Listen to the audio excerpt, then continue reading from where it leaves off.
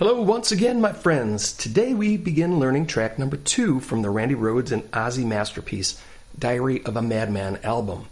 Hopefully you enjoyed the first round, which was the opening track, Over the Mountain, and in case you missed it, there is a link in the description. Just like the last lesson, Randy is tuned down a half step on Flying High Again.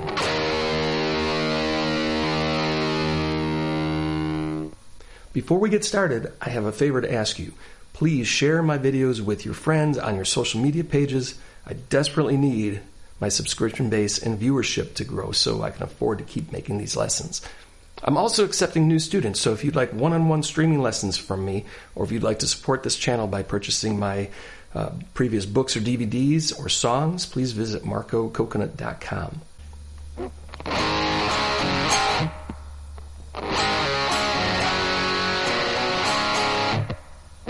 The intro to the song consists of 3 power chords: A5, 5th string open, 4th string 2nd fret, 3rd string 2nd fret, and I bar that with the index finger. D5, 4th string open, 3rd string 2nd fret with the index, 2nd string 3rd fret with the ring finger. The reason for this will be clear later because you'll need to have your middle finger available for other notes. G5, which is played several different ways, the first of which is simply the middle strings 3 and 4 played open. A trick to getting this to ring out clearly is to lightly touch strings 1 and 2, but don't push down to the frets. Just lightly touch the strings, plus 5 and 6 with the thumb, or if you could arrange your index finger, I use my thumb for that. So this is muting strings 1, 2, 5, 6. So even if you strum all 6 strings, only the middle strings will ring out. So now that we know the chords, the opening rhythm is A5, D5, G5, back to A5, and mute all 6 strings.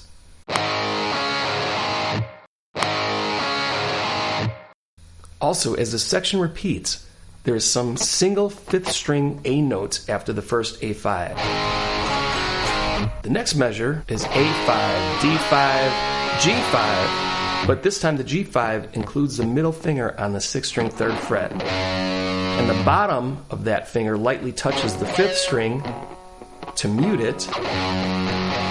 And this way you could strum strings 6 through 3. Hold the G5, then come in with the index on the 5th string 2, hammered to the middle on 3, followed by double D5s. So this is an example of why you want to play the D5 with your index and ring fingers, freeing up your middle finger. And with the C5 on the 3rd string open and 2nd string 1, then the open G5 on the middle strings for ending number 1. So this rhythm acts as the intro, verse, and chorus. Next up, we have a slight variation to the first measure, A5 to A6, which is 5th string open and ring on the 4th string 4th fret, middle to a single 6th string 3rd fret G note, A5, back to the 6th string G with a slight bend, and mute. The next 2 measures are almost the same as before, but you'll notice there's an extra note on the G5, which is the 2nd string 3rd fret. For this, I play A5 to D5. Then when I switch to G5, I leave my ring finger in place on the 2nd string 3rd fret. Applying the middle to the 6th string 3rd fret, muting the 5th string, and including the 3 and 4 open, plus a 2nd string D note.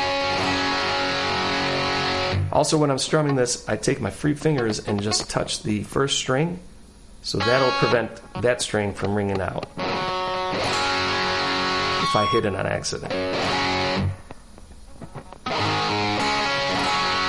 Then the same hammer on, and double D5. Then there's a classic Randy Rhoads fill starting on the 2nd string 1st fret with the index, pull off to open and repeat, 3rd string 2nd fret pull to open, 4th string 2nd pull to open, 5th string 3rd, with a slight bend. The notes on the second string use a pitch harmonic technique. You let part of your finger touch the string along with the pick to get that harmonic. I found this works best with downstrokes. So down on the first fret with the pinch, pull off to open and repeat. Repeat this rhythm.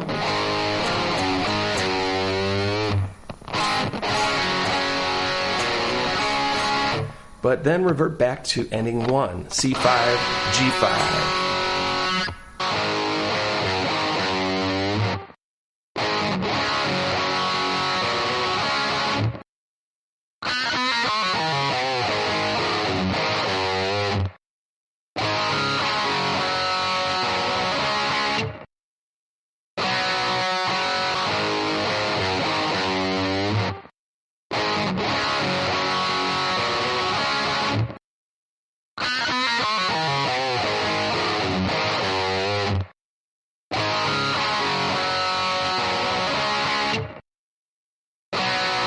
Things get a little more active on the next measure. Here we have an A5, open A note to A6. That open A note is probably palm muted. Again, it's overdubbed, so there might be some that weren't or some that are. So we got A5, A note, A6 to 6 string 3, A5, and then back to 3 with a slight bend. But over that, there's a second guitar playing the first string, 15th fret with the ring finger and a bend. Add vibrato either by hand or with the tremolo bar. So this is a good time to interject some common knowledge about this recording.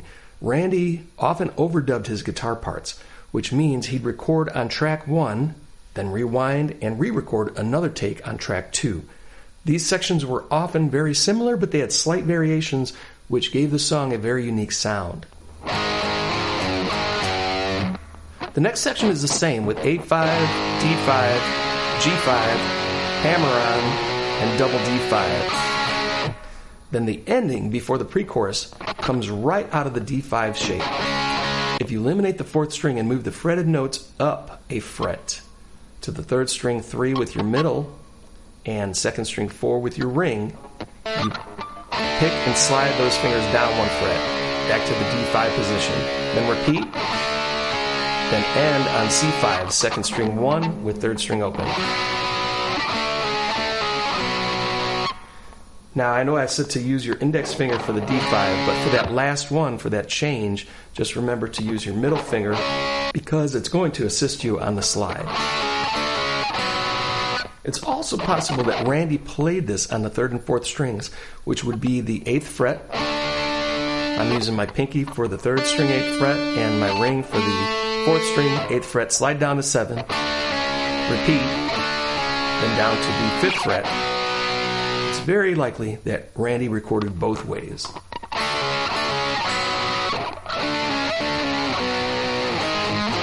Here's everything we learned today at a slow, medium, and fast tempo.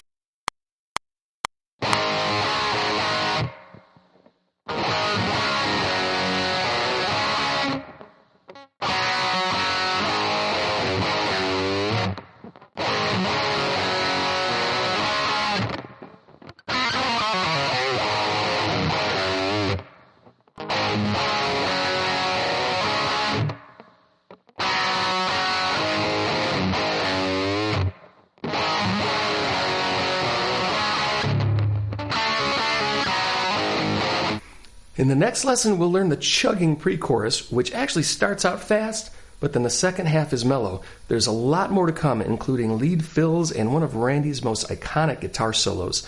New visitors, please hit those like, subscribe, and alert buttons. Be sure to comment and let me know how you're doing with these lessons. Post any questions or concerns you may have, and I will gladly respond.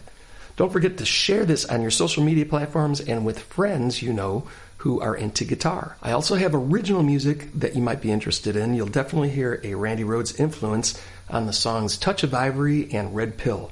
Check them out on YouTube or use the link in the description. Thanks for watching to the end, and I will see you next time.